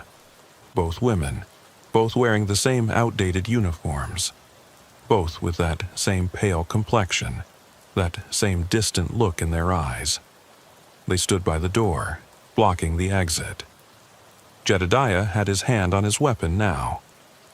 Everyone needs to calm down. I don't know what this is, but it's a rescue, one of the new women said. We rescue those who can't be saved any other way. By making them disappear? By faking their deaths? By giving them new lives, new identities, new purposes. Margaret was looking between them all, hope and fear warring on her face. Could I really just vanish? My husband would never find me? Never, the first woman confirmed. You'd be reported missing, presumed dead, another canyon tragedy. Your old life would end completely. That's kidnapping, Phineas said, or fraud, or both. It's freedom, the woman countered. Ask Margaret what her life is worth living. Ask her if the bruises under her makeup are worth preserving her identity. Phineas looked closer at Margaret. Now he could see them, faint but visible. Bruises on her neck, her wrists. Old ones and new ones. A woman who'd been systematically hurt for who knows how long. There are legal ways, he started. That don't work, Margaret interrupted. I've tried. Restraining orders, police reports. He always finds me, always convinces them I'm lying or exaggerating. His family has money, connections. This is my only option. What happened to Cordelia? Jedediah demanded. The truth. The first woman sighed. She came here running from a stalker. Ex-boyfriend who wouldn't accept the breakup. He followed her here, tried to grab her in the parking lot. We intervened. Who's we? Those of us who've escaped. We help others do the same. Give them new identities, new lives far from here. Cordelia chose to stay and help others. She saved dozens of women over the years. Where is she now? Close. But she can't show herself. She's dead, remember? Has been for 15 years. Phineas's mind was racing. An underground network of disappeared women, helping others escape abuse. It sounded insane, but the evidence was standing right in front of him. How many of you are there? Enough. We have people in various departments, different shifts. We watch for women like Margaret. Women who need to disappear completely to survive. This is illegal, Jedediah said. Whatever your intentions... Our intentions are to save lives, the woman interrupted. How many women die each year from domestic violence? How many could be saved if they could simply vanish? There has to be another way. For some, maybe. But for women like Margaret, like Cordelia, this is the only way. Margaret stepped forward. I want to go with them. Mrs. Dawson, please think about this, Phineas urged. Your family, your friends, will mourn me and move on. Better that than finding me dead in my kitchen one day when he finally goes too far. The lights went out completely. Emergency lighting kicked in, casting everything in a red glow. In the dim light, Phineas saw more figures. Women of various ages, all in those outdated uniforms, all with that same distant look. They filled the room, surrounded them. How is this possible? Jedediah whispered. The canyon has many secrets, the first woman said. Hidden places, forgotten spaces, we use them all. You're telling me there's an entire community of supposedly dead women living in the Grand Canyon. Not in the way you're thinking. We come and go. We have lives elsewhere, new identities, new purposes. But we return when needed, when someone like Margaret needs us. Margaret was crying now. Please, I can't go back. I won't survive going back. The first woman held out her hand. Then don't. Come with us. Leave Margaret behind, become someone new. This is insane, Jedediah said. I'm calling this in. He reached for his radio, but it was dead. No static, no power, nothing. His phone, too. Phineas checked his own devices. All dead. EMP, one of the women said. Localized, temporary. By the time your devices work again, we'll be gone. You can't just take her. We're not taking anyone. Margaret is choosing to come. After you've manipulated her, preyed on her desperation, after we've offered her the only real escape from a man who will eventually kill her. Margaret looked at Phineas. You seem like a good man, Ranger, but you don't understand what it's like. The fear, the constant vigilance, the knowledge that one day he'll go too far. These women are offering me life. They're offering you exile. Isolation, a fake existence. Better than no existence at all. She took the first woman's hand. Immediately, the other women closed around them, forming a protective circle. They began moving toward the door. Jedediah and Phineas surrounded but unable to stop them. Please, Phineas tried one more time. Let us help you the right way. Margaret paused, looked back. There is no right way for someone like me. There's only survival or death. I choose survival, even if it means becoming someone else. They moved through the visitor center, the emergency lights flickering as they passed. Phineas and Jedediah followed, helpless to intervene. The women moved like they knew every corner, every blind spot, every hidden passage. At the loading dock, a van waited. No plates, no identifying marks. Margaret climbed in without hesitation. The first woman turned to Phineas and Jedediah. You'll report her missing. Say she was distraught, ran into the canyon. You searched, but found nothing. Another tourist tragedy. We won't lie. Then tell the truth. Say a group of women took her. See how that goes over, see if anyone believes you. She was right. Who would believe this? Dead women returning to rescue abuse victims? An underground railroad of disappeared people? Cordelia, Phineas said suddenly. Let me talk to Cordelia. The woman smiled sadly. She's here. She's been here the whole time. One of the other women stepped forward, removed a wig. Underneath, her hair was shorter, grayer. Her face was older, marked by years of hard living. But the resemblance to Margaret was unmistakable. Hello, Ranger, Cordelia said softly. Thank you for being kind to my sister. You've been here for 15 years? Not here exactly, but nearby, helping women like Margaret, like I was helped. Your family thought you were dead. I was dead, the person I was, the life I lived. That stalker would have killed me. Instead, I was reborn, given purpose, saving others, giving them the same choice I was given. Disappear or die. Not everyone takes it. But for those who do, we're here. How many? Over the years? Hundreds, maybe thousands. We're everywhere, Ranger. The invisible women, the ones who chose vanishing over victimhood. The van engine started. Margaret was inside, barely visible through the tinted windows. Cordelia moved toward it. Wait, Phineas said. Your parents. They're still alive. They never stopped hoping. Cordelia paused. Tell them. Tell them their daughter loved them. But she had to choose life, even if it meant losing them.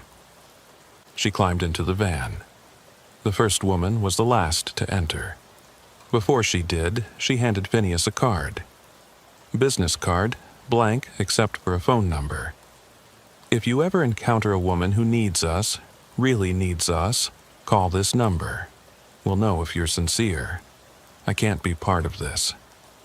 You already are. You let us leave. You'll file the report. You'll perpetuate the lie because you know, deep down, that we're saving lives your system can't. The van drove away, disappearing into the darkness beyond the loading dock. Phineas and Jedediah stood there, their devices suddenly working again. Dispatch was calling, asking for status updates.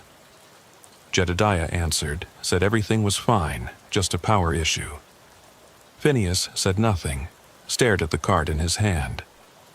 They went back inside, found the visitor center exactly as it should be. No sign of the women, no evidence of what had happened. Even the security cameras showed nothing, just static during the crucial moments. "What do we do?" Jedediah asked. "What can we do?" "Report that a woman who was being abused chose to disappear with a group of other disappeared women? That her supposedly dead sister is actually alive and running some underground railroad?" So we lie. We report what we can prove. A distressed woman came in, talked about her missing sister, then left. We don't know where she went. It wasn't technically a lie. They didn't know where Margaret went, not specifically. Somewhere she could become someone else, start over, escape the man who hurt her. They filed their reports, bare minimum details. Margaret Dawson was reported missing by her husband 2 days later. Search teams found nothing. Another tourist who'd wandered into the canyon and never came out. Phineas kept the card. He'd see women sometimes in the visitor center who had that look. That desperate, haunted look of someone trapped with no escape. He'd watch them, wonder if he should make the call. He never did. But sometimes those women would disappear anyway. Reported missing, never found. He'd wonder if the network had found them, offered them the choice: vanish or suffer, disappear or die. 3 months after Margaret disappeared, Phineas received a postcard. Generic Grand Canyon sunset. On the back, in neat handwriting, "Thank you for letting me choose. I'm free now. Different name, different life, but free. M." He kept it in his desk drawer next to the business card. Evidence of something he couldn't fully understand or accept, but couldn't deny either. The Grand Canyon swallowed people all the time. Usually it was tragedy, but sometimes maybe it was rescue. Jedediah transferred to another park 6 months later. Said he couldn't handle the ambiguity, the questions. Phineas stayed. Someone had to. Someone who knew the secret, who could look the other way when necessary. He started noticing things. Employees who didn't quite fit, whose records were too clean. Visitors who lingered by the historical photographs, waiting. Vans with tinted windows in the parking lot at odd hours. The network was real, active, saving women in the only way they could. By erasing them, giving them new lives, new identities. It was illegal, immoral by conventional standards. But for women facing death, it was salvation. A year later, another incident. A young woman, barely 20, bruises on her arms, fear in her eyes. She stood by the photographs as the center was closing, waiting. Phineas approached her. "Can I help you?" She looked at him with tears in her eyes. "I was told to wait here, that someone would come. He could call security, follow procedure, or he could walk away, let the network do what it did. Save her or doom her, he didn't know which. The center's closing," he said gently, "but take your time. Sometimes, if you wait long enough, help arrives." He walked away, didn't look back. An hour later, when he checked, she was gone. Vanished, like Margaret, like Cordelia, like hundreds of others. The next day, she was reported missing. Boyfriend distraught, claimed she'd been depressed. Search teams found nothing. Another canyon tragedy, another unsolved disappearance. But Phineas knew better. Somewhere, she was alive with a new name, a new life, a new chance. The network had saved her, as it had saved so many others. He thought about reporting it many times. The ethical weight of his silence was heavy. But then he'd remember Margaret's bruises, her desperation, her relief when offered escape. He'd remember Cordelia, choosing to spend 15 years helping others rather than reclaiming her old life. Who was he to judge? Who was he to deny desperate women their only escape? The business card stayed in his drawer, unused but not discarded. A reminder of the choice he'd made, the secret he kept. The Grand Canyon had many mysteries, but this one was different. This one was human, purposeful, necessary. 5 years passed. Phineas became senior ranger, responsible for visitor center operations. He hired carefully, watching for signs of the network. They were good at hiding, but he'd learned their patterns. Sometimes late at night he'd see lights in closed sections of the building. Movement where no one should be. He never investigated, never reported it. The network needed safe spaces, and he could provide that much. One evening, closing up alone, he found someone waiting in his office. The first woman, the one who'd taken Margaret. She looked exactly the same, as if 5 years hadn't passed. "Hello, Ranger Phineas. What do you want?" "To thank you. For your silence, your understanding. You've saved lives by looking away. I've enabled kidnapping. You've enabled rescue. And there's a difference. Is there? These women disappear forever. Their families suffer. Their families suffer less than finding them murdered. And the women survive. Isn't that worth something?" He didn't answer. The moral calculus was too complex, too painful. "We're expanding," she continued. "Other parks, other places. The network grows because the need grows. Violence against women doesn't stop, so neither do we. Why tell me? Because we need allies, people in positions like yours who understand, who can help without actively participating. You've been that for us. We wanted you to know it matters." She left an envelope on his desk and walked out.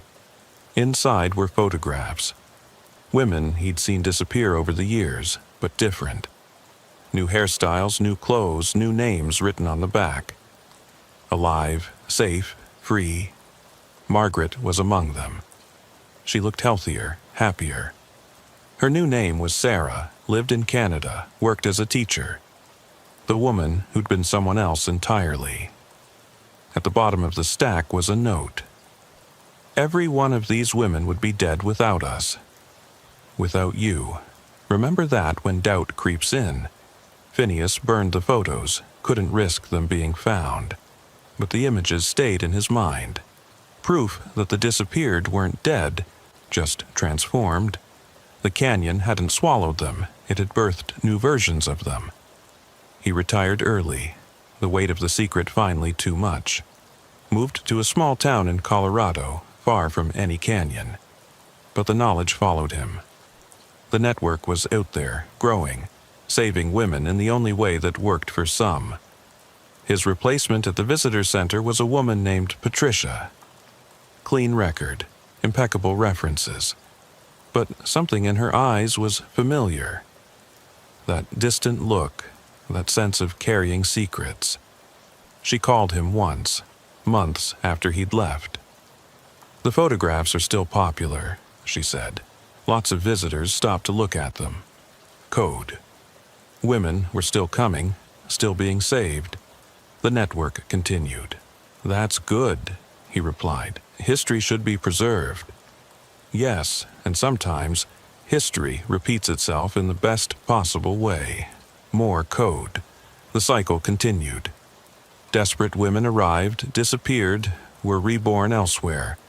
The Grand Canyon kept their secret, as it kept so many others. Phineas never knew how many women the network saved. Hundreds? Thousands? Each one reported missing, presumed dead, but actually living new lives far from their abusers. It was the greatest magic trick he'd ever seen, making people disappear completely, leaving no trace, no trail to follow. The canyon was the perfect cover, its vastness and danger explaining any disappearance.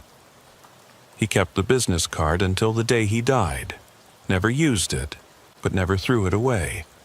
A reminder of the night he'd learned that sometimes disappearing was the only way to survive. That sometimes the kindest thing you could do was look away and let someone vanish. The Grand Canyon Visitor Center still closes at 8 p.m. sharp. Rangers still make announcements, escort tourists out, lock up the exhibits. And sometimes, just sometimes, a woman waits by the historical photographs, desperate and afraid. If she waits long enough, if she truly needs it, help arrives.